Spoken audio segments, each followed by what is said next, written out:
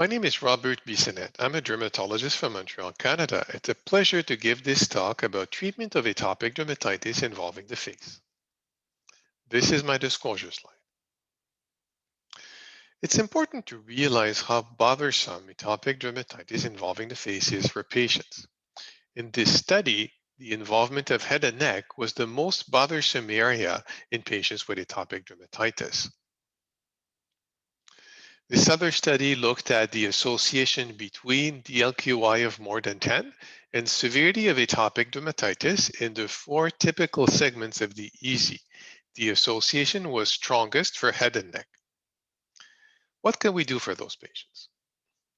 First, when we have a patient with atopic dermatitis on the face, we need to ask ourselves if we're treating atopic dermatitis involving the face only, or are we treating dermatitis involving the face in atopic dermatitis patients?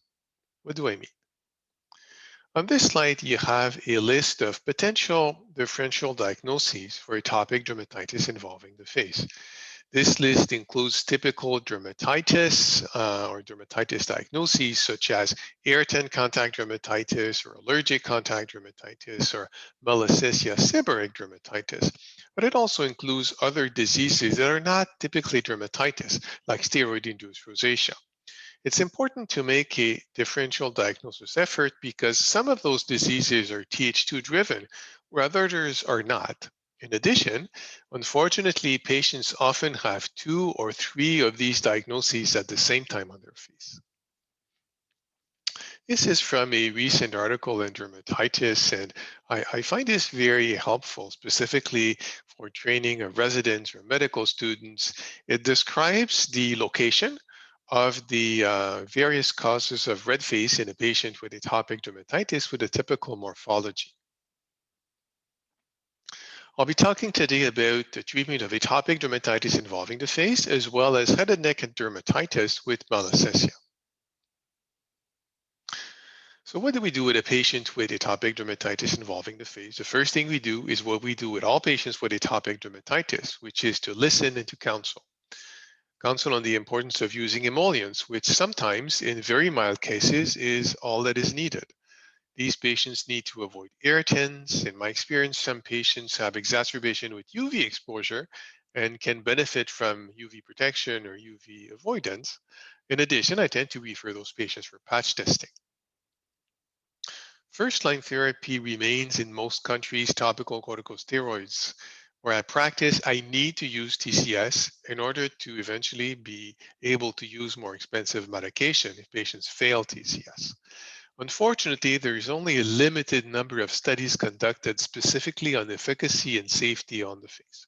What I do is to start with the lowest potency possible, and when patients don't respond to TCS, then I consider a non-TCS option.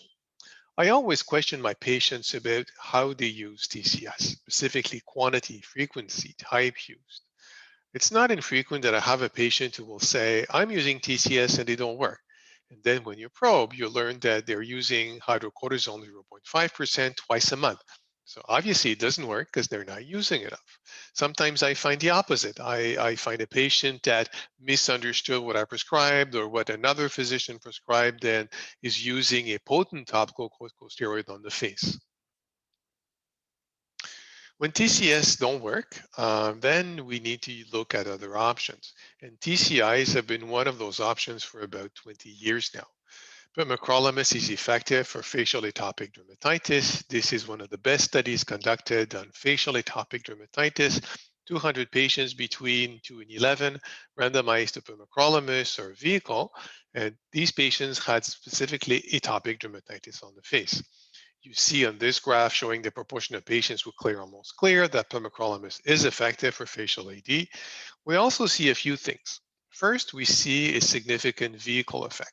So this goes with what I said before, where it's important to use a moisturizer, and often moisturizers can have a dramatic effect. You also see that it takes time to reach maximum efficacy.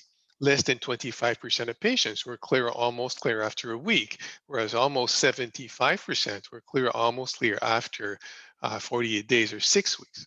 So I tell my patients that if they want to use those medications, they really need to try it for 6 to 12 weeks in order to really see the efficacy and how well they will tolerate it.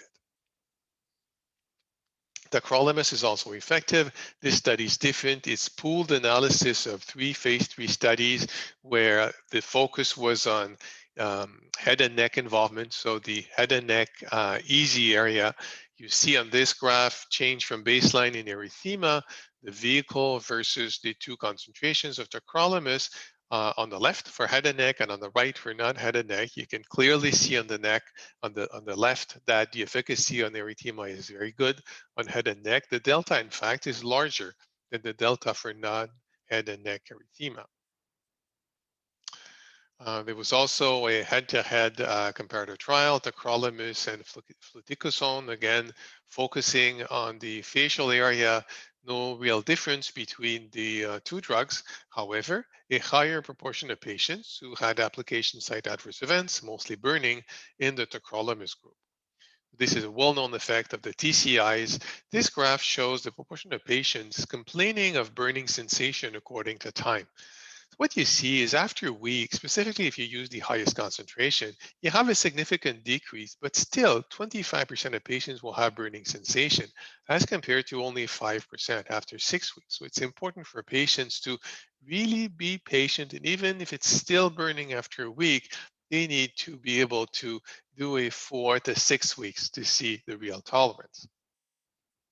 Crisaborole can also be used on facial atopic dermatitis. This recent study looked at the efficacy of crisaborole in infants between 3 to 24 months of age. This is not a facial study, but an overall body study. But we know that this patient population tends to have significant facial involvement. Crisaborole was effective.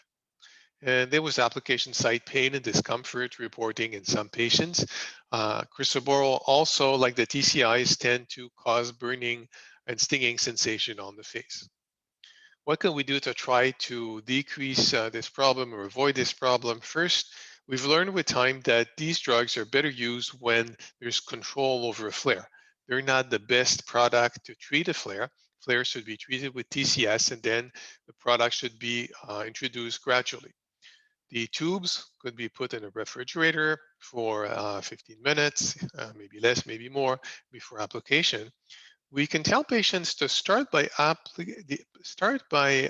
making an application of moisturizers and then using the product versus eventually changing the order and using the TCI or the crisaborole first.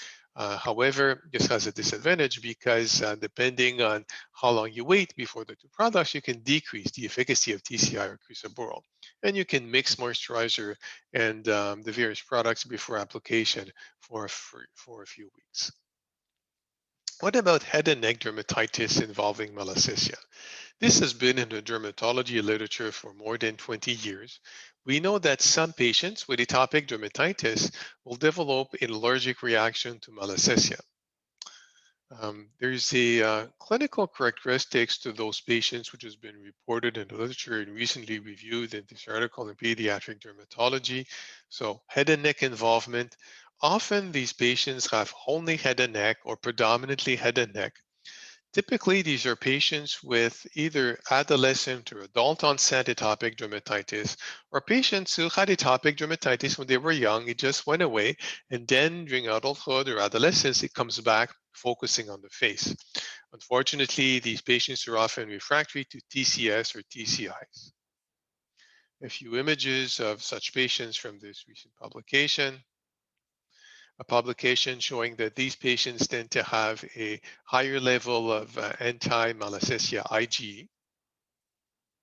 And treatment-wise, there are several reports, mostly series case reports of patients improving when they use antifungal. Specifically, hydroconazole has been used in many patients with a good response. So this is something to consider in patients with atopic dermatitis, with a facial dermatitis that is unresponsive to topical treatments like TCIs and TCS, specifically if the disease is localized only on the face or mostly on the face. Finally, the future is bright for patients with atopic dermatitis and facial involvement.